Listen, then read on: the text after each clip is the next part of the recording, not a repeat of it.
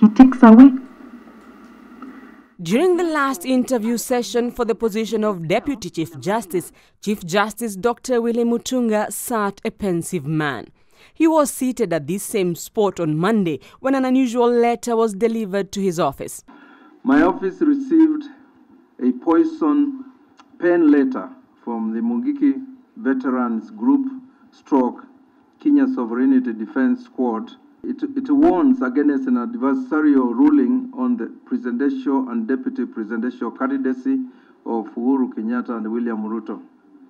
The letter extols the violent exploits of the Mungiki movement and threatens dire consequences. The letter was dated February the 13th, 2 days before the High Court delivered a ruling on an integrity case against Jubilee flag bearers Uhuru Kenyatta and William Ruto. But just before then, Mutunga says the head of public service, Francis Kimemia, attempted to stop him from traveling to Tanzania.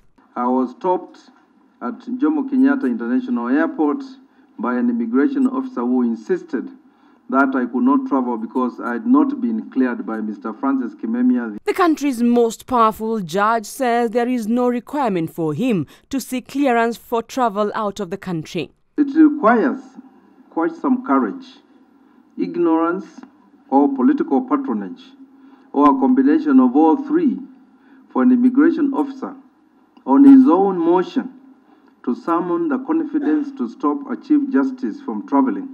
The Director General of the National Security Intelligence Service, Michael Gishangi, was later to apologize to Mutunga over what he termed as a small hiccup at the airport. A Chief Justice being gratuitously stopped by anybody for traveling cannot fit the definition of a small hiccup, however generous one might want to be. This is deliberate harassment, and whereas I was keen to have this resolved bureaucratically, I'm convinced it's political. The Chief Justice, who was flanked by the Judicial Service Commission, says the threats against the judiciary are futile. If anybody, any candidate, any party, any agency, or any other actor thinks that they will bend the ear, mind, and the resolve for this Chief Justice to do anything that is unconstitutional or illegal, then they are mistaken. The judiciary and the Supreme Court, which he heads as president, will play a key role in the determination of disputes from next month's election.